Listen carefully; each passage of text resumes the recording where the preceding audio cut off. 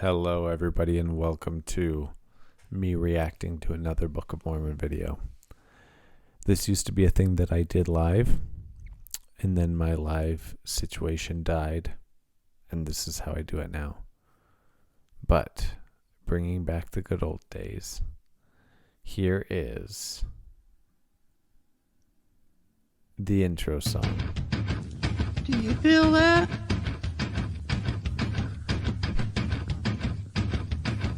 Do you feel that? Yes. Oh, shit.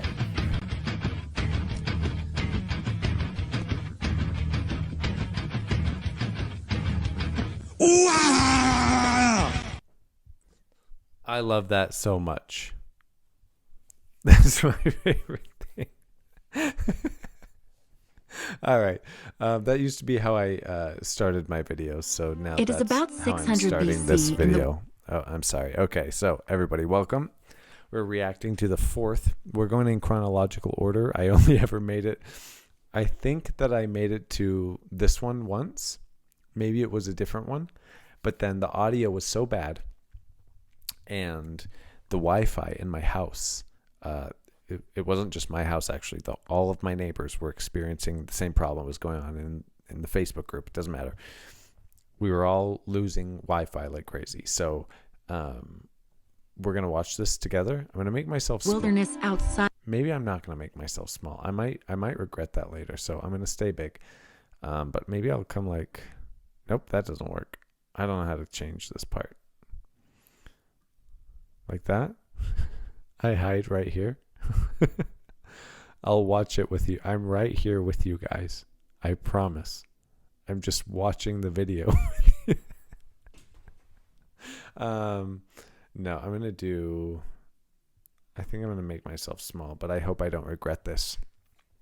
We're going to watch. It's in chronological order. We're on number 4.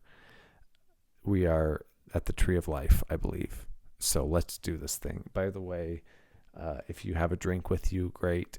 I'm currently doing like it's whiskey now, but it's going to be whiskey and soda in a little bit. And then it's just going to be plain soda so that I don't actually get drunk. So here we go. Of Jerusalem. God gives the prophet Lehi a vision filled with symbolism. It brings him great joy, but it also causes him to fear for his sons, Laman and Lemuel. Based on actual events as recorded in the Book of Mormon. Remember, everybody, these are not actually actual events. They are actual as recorded in the Book of Mormon. In the same way that a event in the Lord of the Rings is an actual event as recorded in the Lord of the Rings, these are actual events as recorded in the Book of Mormon. Just remember that.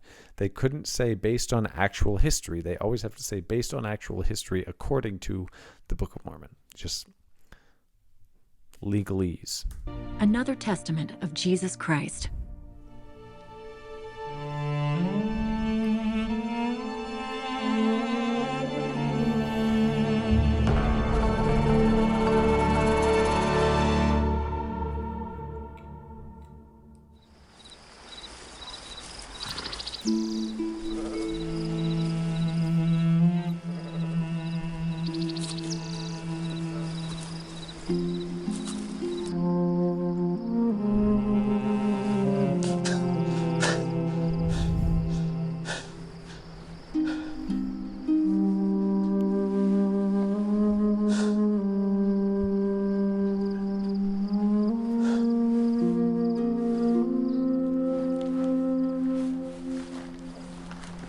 Sam. Sam. My sons. Wake up. Come to my tent. Is it even done yet?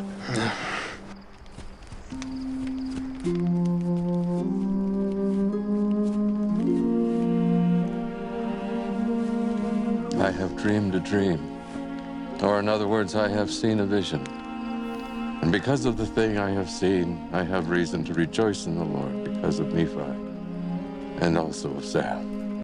This is like I know I'm jumping the gun a little bit, but this is like when your wife wakes up because she had a dream that you cheated on her and now she's mad at you. And you're just like, what? I'm sorry. I would never cheat on you, sweetie. That's what's... This is so funny from the perspective of Laman and Lemuel. They're just like, all we were doing was sleeping, Dad. I don't know why I'm in trouble because you had a dream right now. Oh man, I don't know why that's so funny to me, but that is funny to me. I have reason to suppose that they, and also many of their seed, will be saved.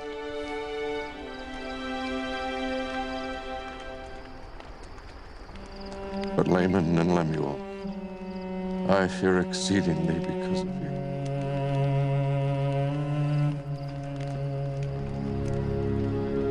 you. I saw in my dream a dark and dreary wilderness.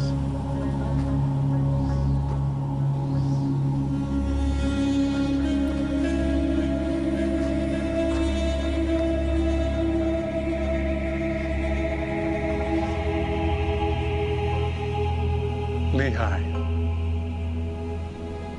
come with me.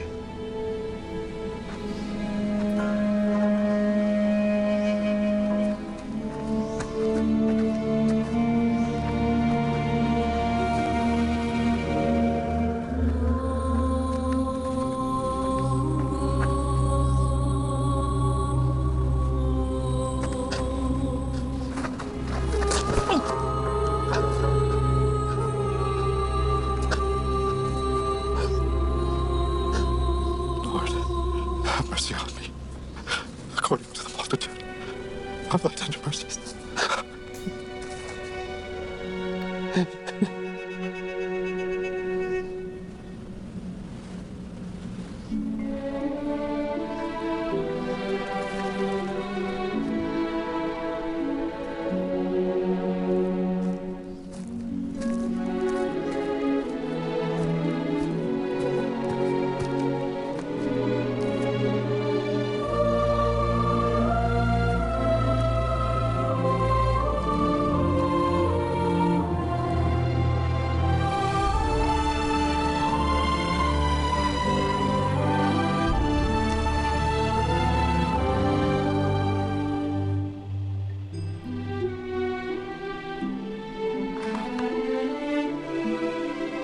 As I partook of the fruit, it filled my soul with exceedingly great joy.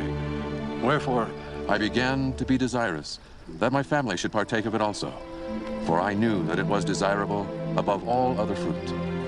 And as I cast my eyes round about that perhaps I might discover my family also, I beheld a river of water.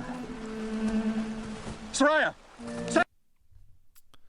River of water is just one of the annoying things that Joseph Smith felt the need to say because the Rock in the Hat told him to. I don't have any comments so far. As a fictional story, it's fine. I'm jealous of... Jealous isn't the right word, but the production value is incredible. The actors all do a great job. The sound, the scoring is cheesy for my taste, but it's basically like someone's making videos about what they think the Bible is, so I get it. Now, Lehi, come to me. Partake of the fruit.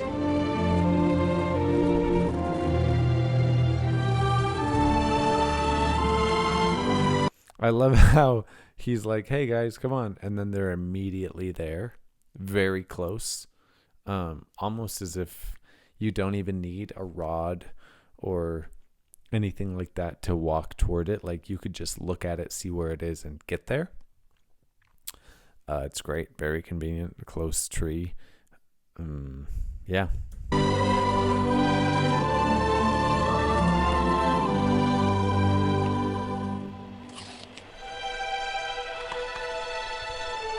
It is desirable above all other fruit.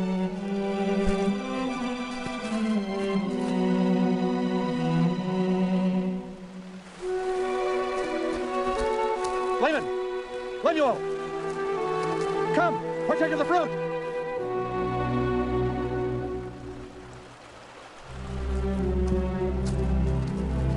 They would not come unto me and partake of the fruit. Laman. Yeah, maybe it's because you wake them up in the middle of the night because you had a dream about them not listening to you, and then wake them up and lecture them about how in your dream, which, by the way, if anybody controls your dream, it would be you, right? I'm not saying that you control it, but they definitely don't control it. So if anybody, like, best case scenario for everyone is that no one is capable of controlling Lehi's dreams. That would be the best case scenario and probably the most likely scenario. Second most likely scenario is that Lehi has some sort of say in what goes on in his dream. And then the least likely scenario is that Laman and Lemuel and Nephi and Sam have control over what goes on in Lehi's dream. So if Lehi has a dream where Laman and Lemuel are not doing the shit that he wants them to do, one could argue that that's actually a Lehi problem and not a Laman and Lemuel problem. So to go over to their tent in the middle of the night and wake them up is kind of the craziest thing that a person could do. One could argue. I'm not necessarily arguing that. I'm just saying that one person could argue that, which would then make all of this just a thing going on in Lehi's brain. And I don't know, one could call it a self-fulfilling prophecy. Because having a dad do this to you, this is just the time that he wrote about, right? Wrote about, Lehi when he wrote on the plates. You know how he totally did that? How it wasn't anybody else making up a story based on a rock and a hat? It wasn't that at all. It was totally Lehi doing it. One could argue, I don't know. All right. I think I've made my point. Lemuel.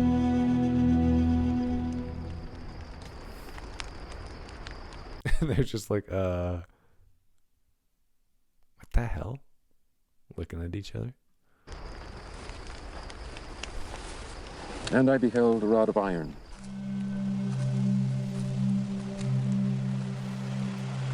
And it extended along the bank of the river, and led to the tree by which I stood. And I also beheld a straight and narrow path, which came along by the rod of iron, even to the tree by which I stood. And it also led by the head of the fountain unto a large and spacious field, as if it had been a world. And I saw numberless concourses of people, many of whom were pressing forward, that they might obtain the path which led unto the tree.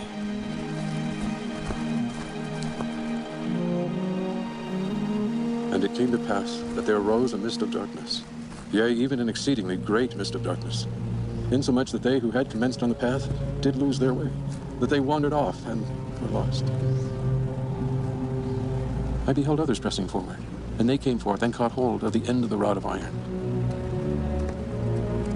And they did press forward through the mist of darkness, clinging to the rod of iron, even until they did come forth and partake of the fruit of the tree.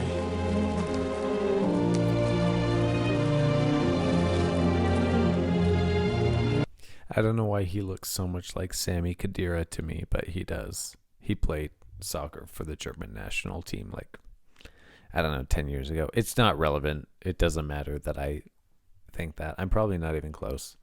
But the whole time that he was on screen, I just kept thinking of Sami Khedira.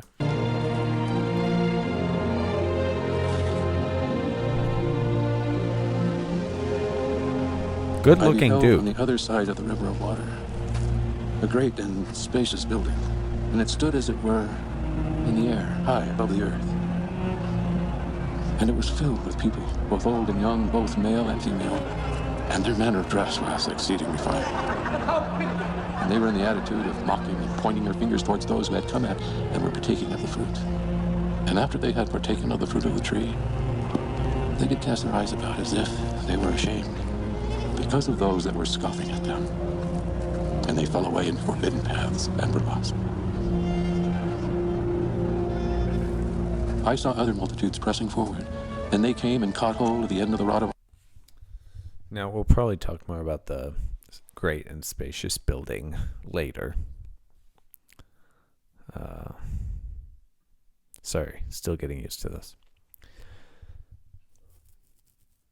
As far as great and spacious buildings go that have no sort of foundation, nothing that roots them to the actual ground, and nothing that actually connects them to reality in any sort of way, I would argue that if any organization is busy pumping out great and spacious buildings that seemingly have no real attachment to any sort of real thing on planet Earth, it is the Mormon Church building temples so that people can go in there and waste their precious, precious time outsourcing. It's like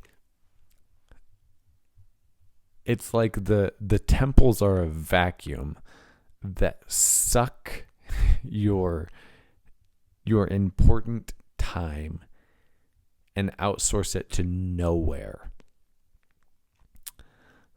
I can't imagine a more meaningless use of space and money and time than to say,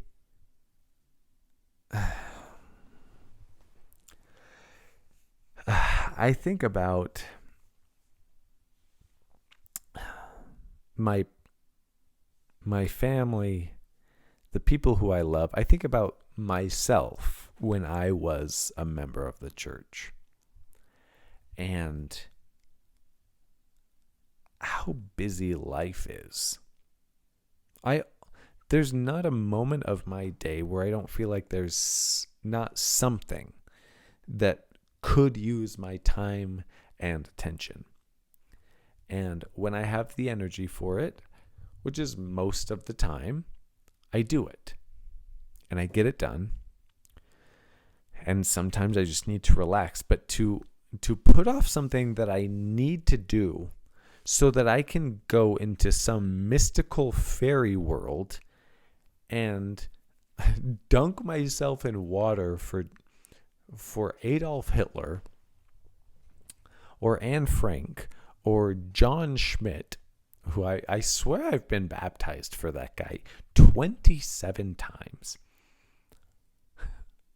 To go do that so that all of my... Keep in mind, the church has run out of names to actually baptize you for. They ran out of names years ago. So they're just redoing the same shit so that you feel special. So they say it's not about you. And then they go, well, we actually don't have anyone for you to do it for. So it's actually just about you. People have real problems. People have real things going on in their lives. They can't just go and outsource their man hours to Kolob. You understand? I can't think of a more meaningless vacuum. I can't think of a greater nor a more spacious building than the Draper Temple, where I used to spend every Friday morning of my young adult life. From the time it was built, which I'm not going to remember the year, but it was sometime after I was 12. Every single Friday, my mom would drive me and one of my friends there, and we would do about an hour of baptisms, and then we'd go home. And that was before school started, because I think we had a late start thing going on for middle school. So for 3 years, I spent every Friday at the Draper Temple. For what? I already felt guilty being in there, because the day before I had probably looked at porn because I was a teenager with an unhealthy view of sexuality and an unrestricted access to the internet. What was I going to do? just in there feeling like shit about myself, hoping that the baptisms that I did were going to be counted because I was a worthy vessel to do them, so that my mom could get those little blue cards and put them in her little folder, and then get them ready to go do an endowment session with my dad. Hours and hours of time that she's not going to get back and that I'm not going to get back. For what? All right, everybody. Stepping in here, Uber Mormon from another day. How you doing? Nice to meet you. I'm putting a quick thing into this part of the video because it's a couple days since the original film date, and I have a few more thoughts about temples that I want to get in, and here feels like the right place to put them. Before I give you those thoughts, I just want to say thank you to the people who are here, to the people who are watching. I took a big hiatus, and it's been really fun to come back, and I really appreciate those of you who are watching.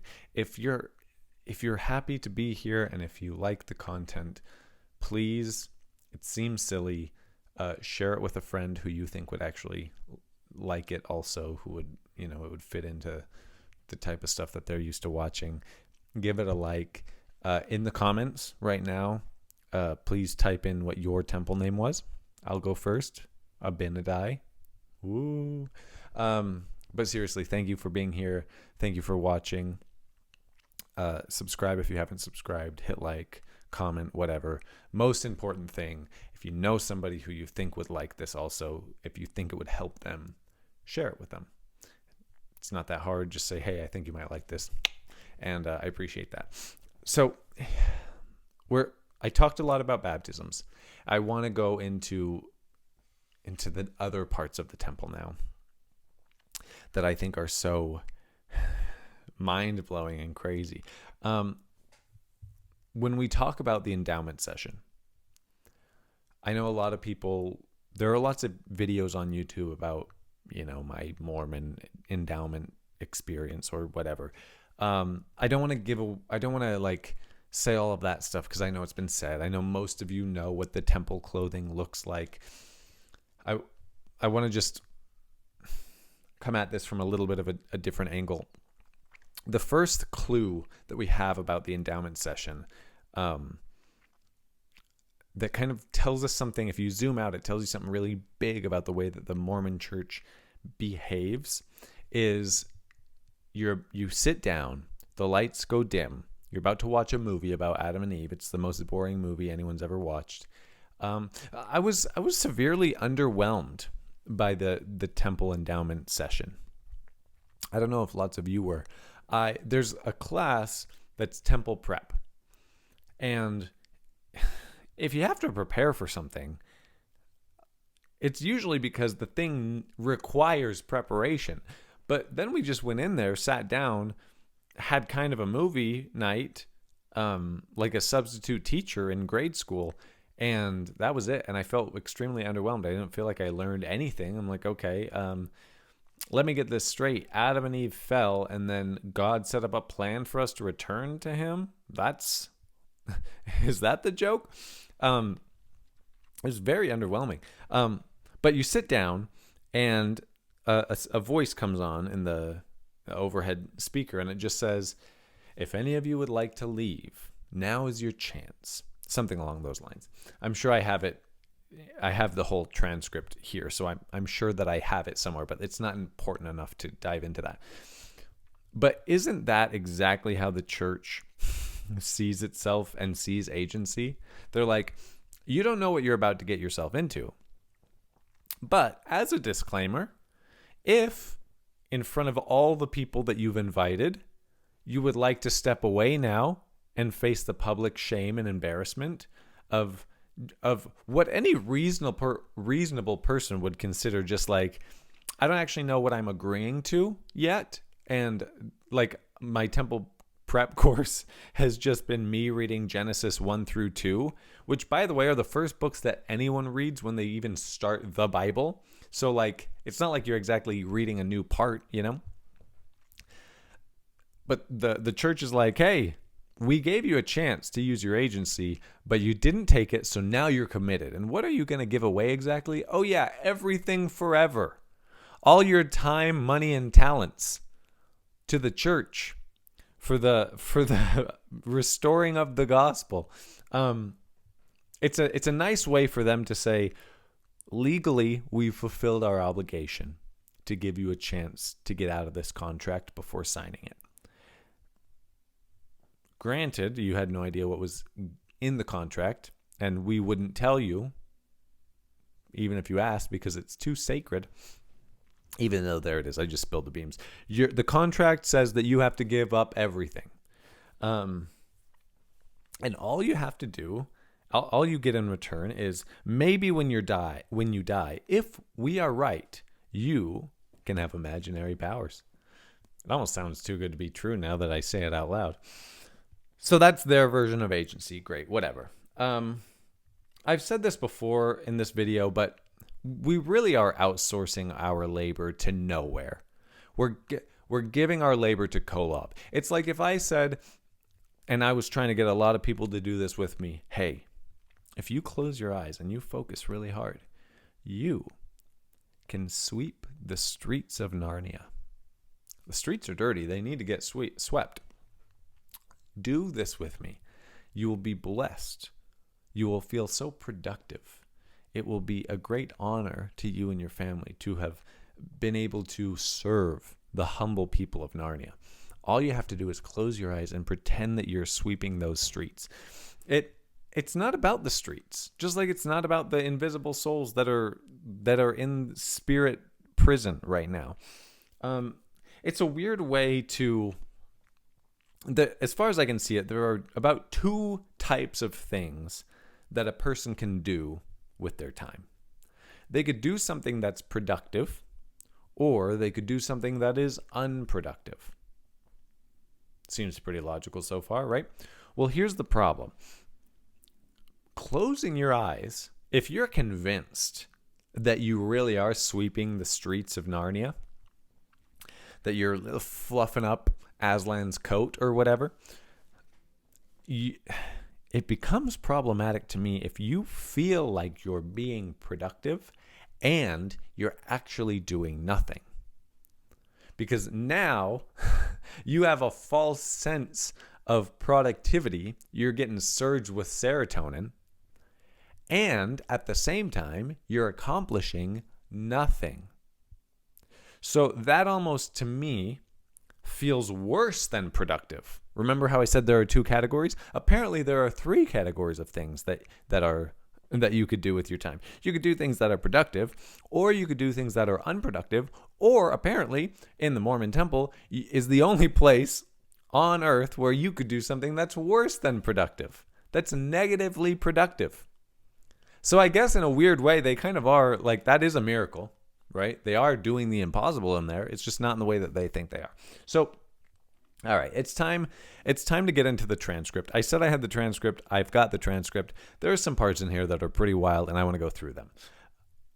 Here we are. So, you've finished the movie. You've learned all the different handshakes. You've stood up. You've practiced them. You've done them with an initiator or whatever they're called, a temple worker. And now it's time to go to the veil and do all the handshakes and say all the passwords so that you can get into the celestial room.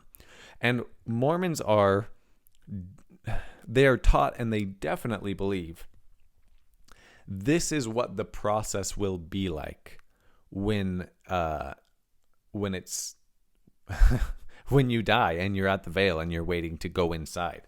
This is exactly what it will be like. So you go, there are 3 passwords. You go to the veil, and there are some openings in the veil, and they match the symbols that are on the garments. So your hands are going through a straight line.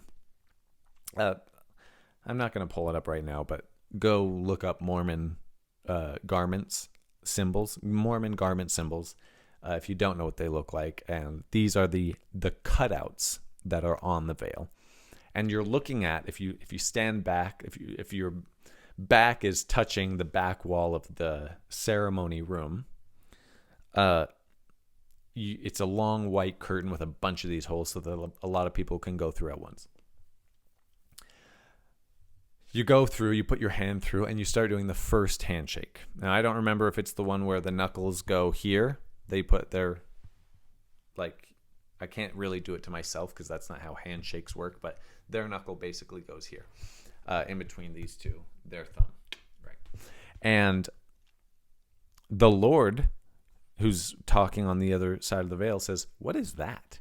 Which I always thought was hilarious. It's like, it's your handshake, dude. You invented this, right? I mean, we stole it from the Masons, but according to the logic of this building, this is your thing. You should be like, oh, hey, that's blank. Whatever. He goes, what is that? And then you say the first token of the Aaronic priesthood. And you say, has it a name? And you say, it has.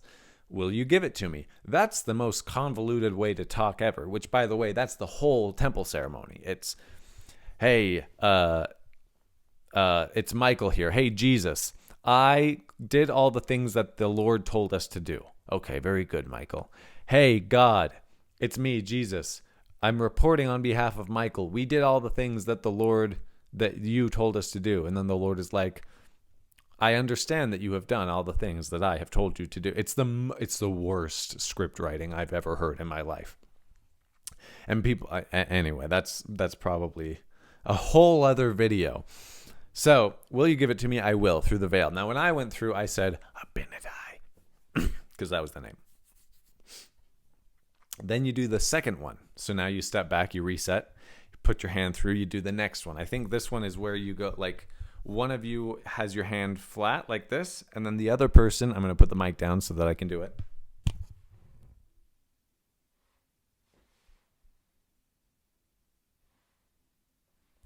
Something like that to symbolize a nail going through your hand in that spot. And you say, and then the Lord says, what is that? Like he's surprised every time. He hasn't gotten the rhythm yet of what's going on. He's like, what the fuck is in my hand right now? Holy shit. What am I doing? The second token of the Aaronic priesthood. Has it a name? It has. Will you give it to me?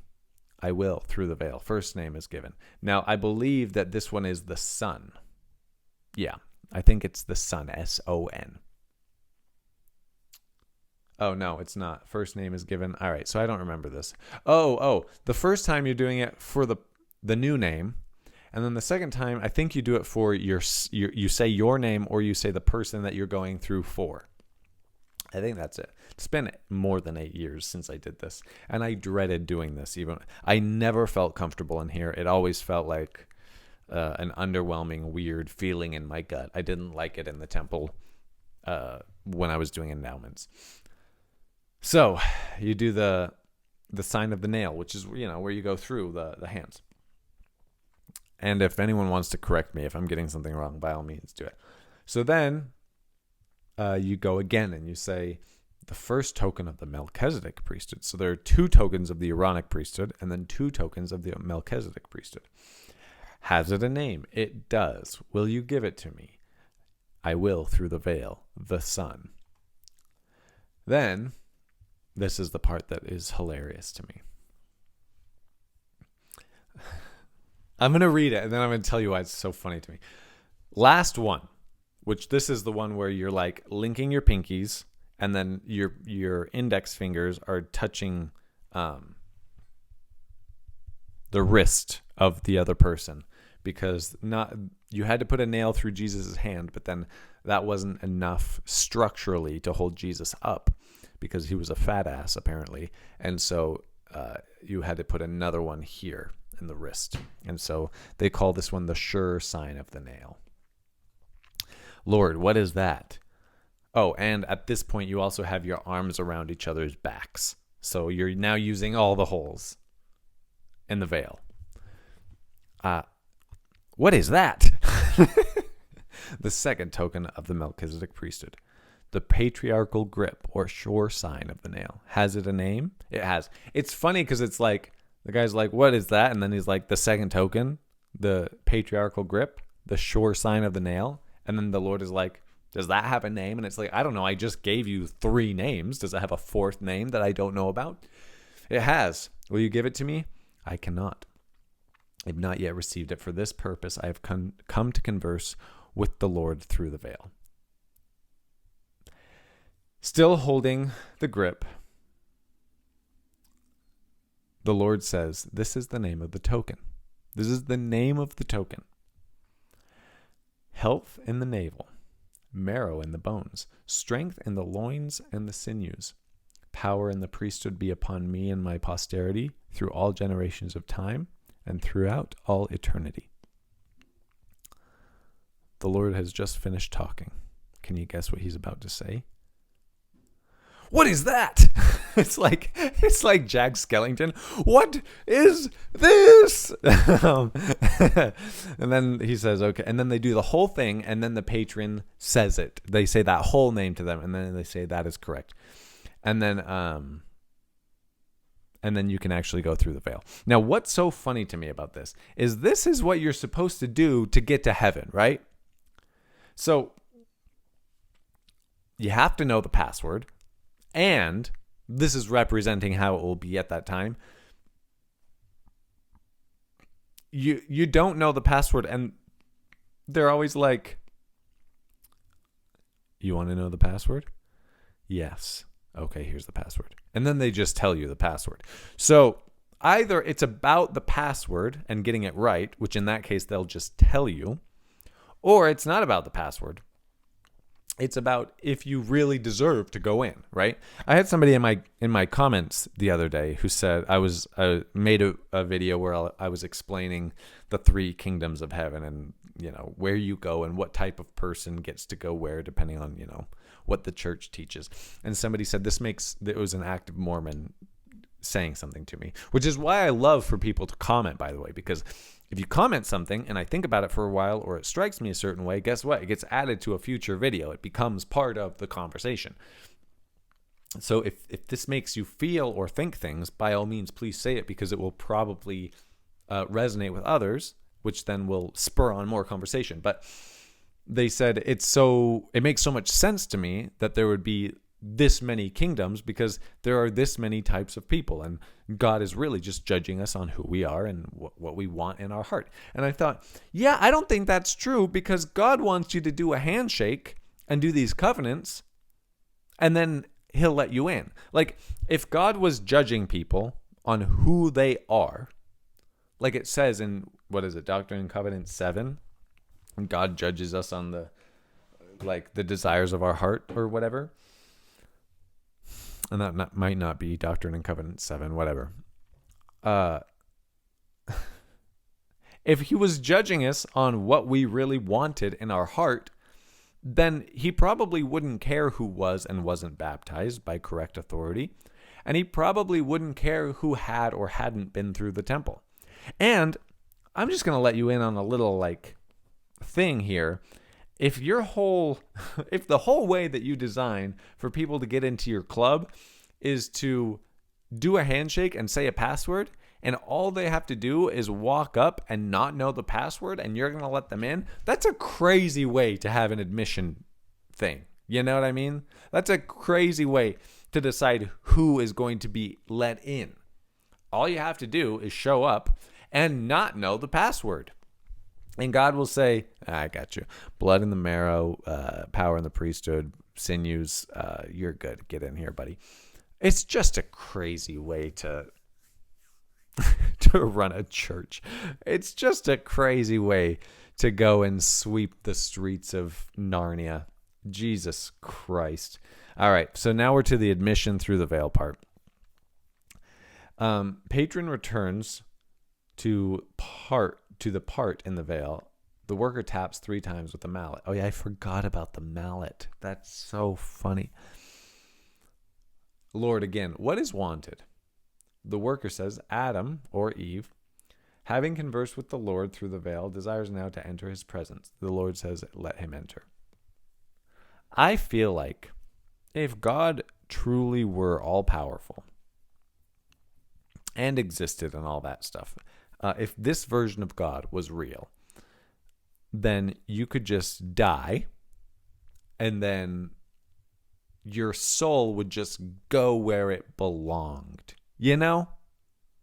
Doesn't that make sense? What's the point of a judgment? it's like if you could watch your teacher grade your exam. The exam is done. The grading now just has to take place. Me watching it isn't going to change the result at all.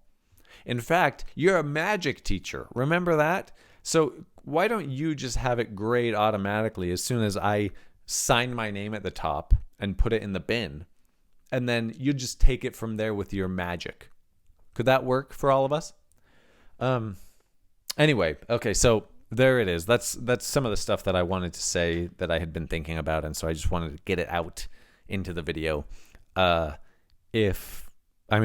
hopping back into the Tree of Life now. So thanks for watching, and I'll see you right back there in some different clothes. Iron, and they did press their way forward, continually holding fast to the rod of iron, until they came forth and fell down and partook of the fruit of the tree.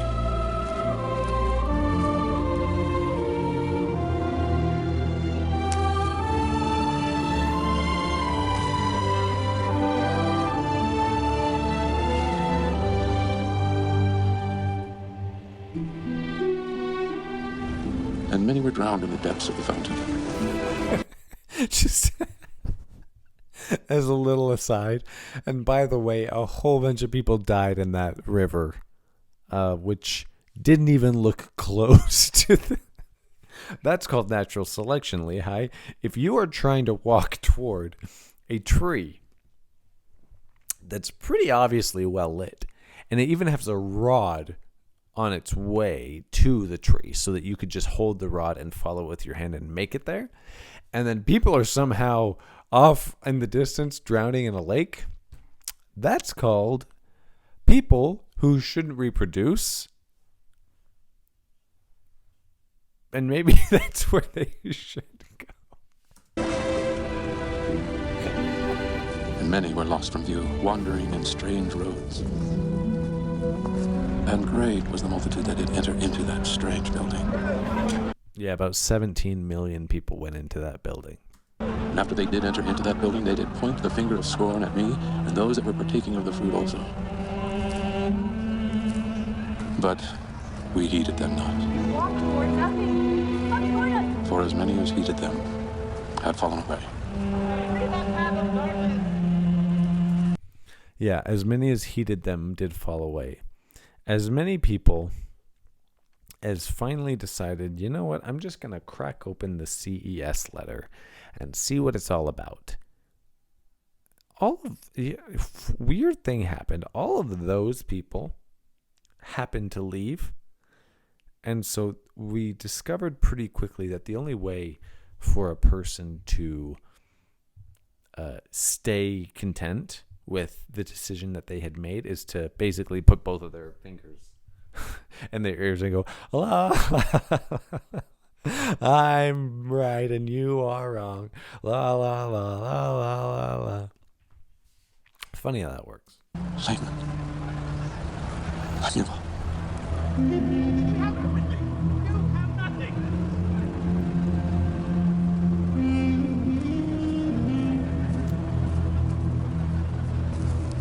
Laman and Lemuel partook not of the fruit.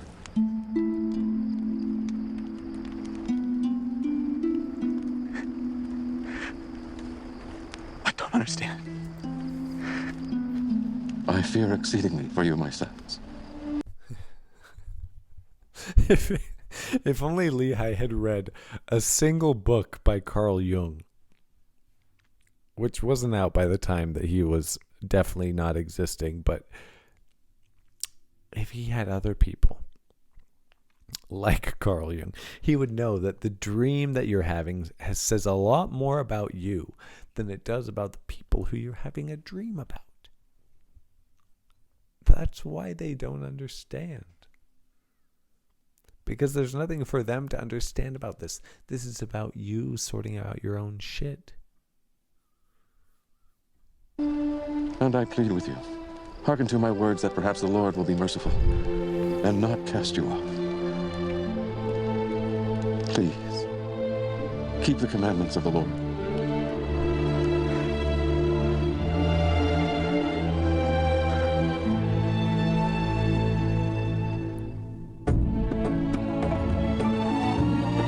Amazing. Amazing. What a crazy, you imagine having a dad like that who's like, I know that you guys were just asleep, but I need to tell you about this dream that I had, and it's totally not going to make you build more resentment toward me. And it's totally not going to make it so that you avoid doing what I tell you to do anymore. I mean, their constant complaint, Laman and Lemuel, are constantly complaining that their dad is a visionary guy who is living more kind of in this upper whatever, like imaginary world than in the real world.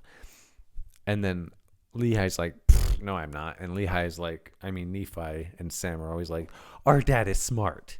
You need to listen to our dad. He is a smart man. And then in that same breath, Lehi's like, wake up, you assholes. I just had a dream. And you guys weren't listening to me in that dream that I just had. I mean, I used to have this. I have it pretty frequently, actually. I used to have this dream that I was playing rec soccer as like an 8-year-old. I still have those dreams sometimes. And I beat everybody. I get the ball. I'm literally, the keeper's on the ground because I just scissored. That's going to sound worse than I meant for it to sound. I just stepped over the ball so bad. It's called a scissors, but if I say I scissored him, that sounds worse. You have to agree with me. I stepped over the ball so hard that he literally breaks his ankles, and he's just laying there like, all right, just score the goal. You've earned it. And then I can't kick it. It's like the ball is right here, and I come to kick it, and I'm like, and I literally can't. That's the dream that I have all the time. Imagine if, let's say that I live in the same house as my coach. As my coach when I was 8, which was my dad. So I still live at home. Let's say I still live at home. And I'm constantly waking my dad up at 2 a.m. being like, you didn't teach me how to kick the ball, and now I look like an idiot in my dream. That's your fault. That has nothing to do with me and what's going on internally. It doesn't mean at all that I'm failing as a soccer player. It means that you didn't do your job and coach me. And I have great fear for you. I don't know. It's crazy. This book is crazy. It's definitely written, if you take the approach, which I like this approach. Joseph Smith was the youngest of many brothers. If you take the approach, when you just look at the Book of Mormon, that this is Nephi trying to write a book about how the younger brother is still hot shit and his older brothers aren't that cool, it makes perfect sense. Now, we are not to the part in the book yet, if I recall, and we're going to go back just so I can double check. No, we're past it already. So now the next one is going to be Nephi sees a vision of future events. Now, it's been a while since I've done this third one, so I'm going to summarize something for you really quick. Remember how in video 1, the Lord asks Lehi's family to leave Jerusalem because it's going to be burned. And then in video 2, the Lord is like, fuck, I forgot the plates. Could you go get them? So they go back and get them. And then in video 3, the Lord is like, I just remembered that you only have sons. God damn it. Lehi, you are going to a barren continent. You're going to build a boat and get there, and then you're supposed to repopulate. And I just remembered that you only have boys. So there's this guy in Jerusalem who has girls. And I know that technically 2 families mixing their genetics, that's still going to be inbreeding real fast, even if we had Zoram. still going to be inbreeding really fast. Basically, all of you are going to be cousins by generation 3, and then it's just going to be like the most crazy inbred population you've ever met in your life. But could you please go back one more time and get that family of girls, please? That's the story so far. If you look at the story from that perspective, this is the most 18-year-old who has not thought this through at all. Like, he's thought through the major plot points. Like, he's in Act 2 in his brain. Joseph Smith is like, and then the Nephites will battle the Lamanites, and then the Lamanites will start to win. And then, by the way, the Lamanites are black. I don't know if I remember that, but the Lamanites are black and the Nephites are white. And the Lamanites are winning by a lot. He's just retroactively creating the mound builder myth, which was his point all along. If you don't know what the mound builder myth is, and you're new to this sort of... In the comments, can I just say something? In the comments, I would love to know, and if you care to share this at all, what stage are you in? Like, you're a fully believing active member of the church, and this is just something that you're hate watching while drinking your Diet Coke, to you've been out for 10 plus years and this is just like a channel that you've come across and it's cathartic to watch videos here. Where are you? If that's 0 and that's 10, where are you? I guess a 5 would be a person who is starting the process of leaving. So 5 and above. This is pointless. But comment, like, where are you here? Because the mound builder myth for some of us is like a thing that we've been talking about for a long time. And then I'm always amazed when I bring up the mound builder myth to somebody and they've never heard of it. So so really quick. The mound builder myth is what was going on in the time of Joseph Smith. And it was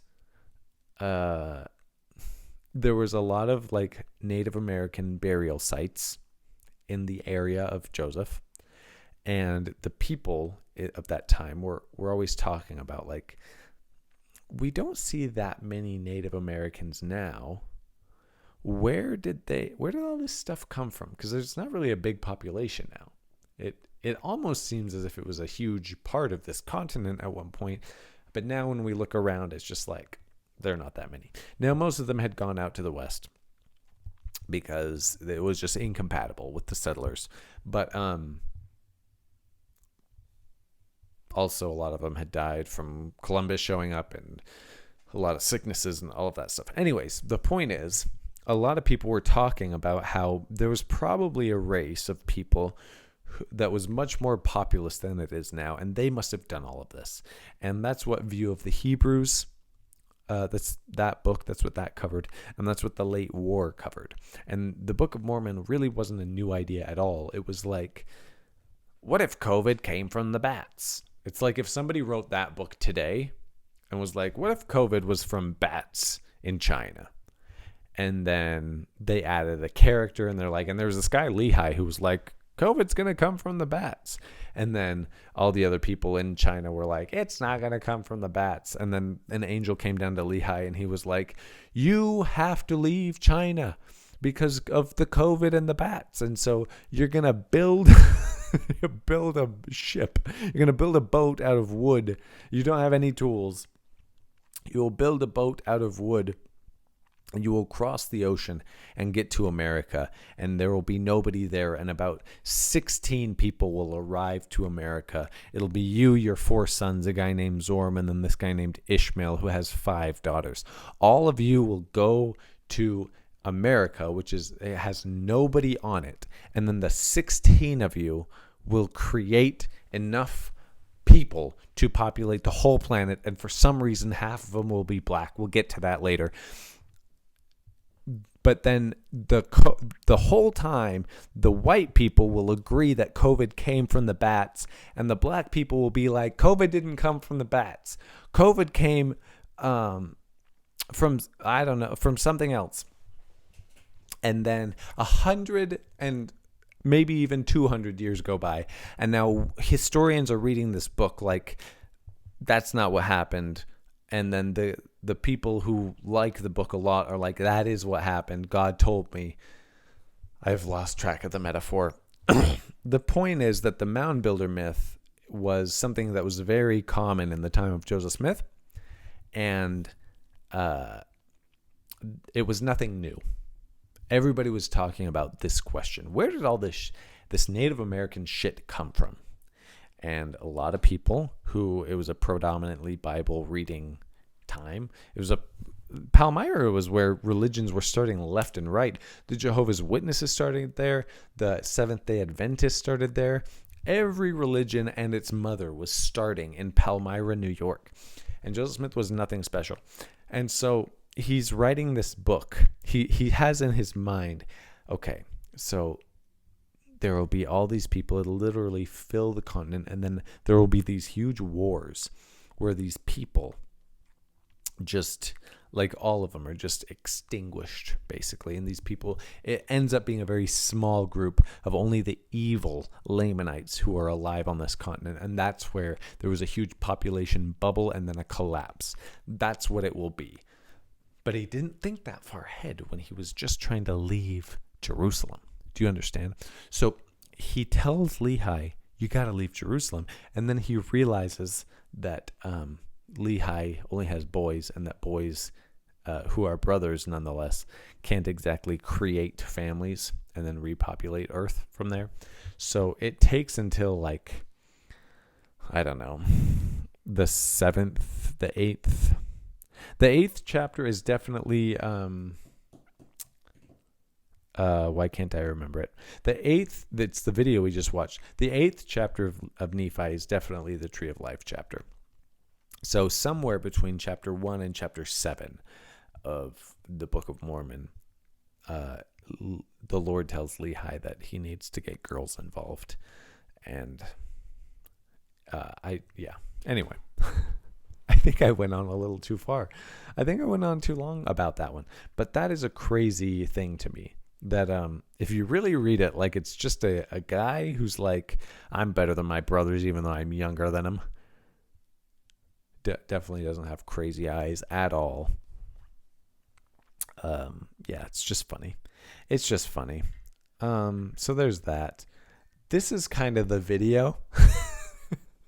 What I wanted to say at the beginning of this video, but it didn't feel relevant. I figure if you've stuck along and watched all of this, if you are not subscribed, please click that button. It makes a huge difference for me if you hit that button, because then YouTube is like, people like this, they're literally subscribing from this video. It must be a great one. And you and I know it's a great one, but we got to get YouTube to know it's a great one. So like I said, hit subscribe. If you've watched this far and you're not subscribed, you fit right in. You should subscribe. If you would like to talk about, maybe there's another Mormon video that I should react to, I would love to watch it. We are working our way through these. So I'm going to remove this for a second. I have Nephi sees the vision of future events. That's coming up. There are so many of these. There are 43 videos, and I really want to watch all of them with you guys. So if this is something you like, share it with a friend, hit subscribe, put a comment in on a video that you think I should watch, anything that you think I should watch, hopefully Mormon related, because that's kind of what I'm going for here. And thank you. Thank you for watching. Thank you for being here. Hit like. If you're already subscribed and you've already left a comment, then just hit the like button. I would appreciate that so much. Have a good day, everybody. Thank you, thank you, thank you. Goodbye.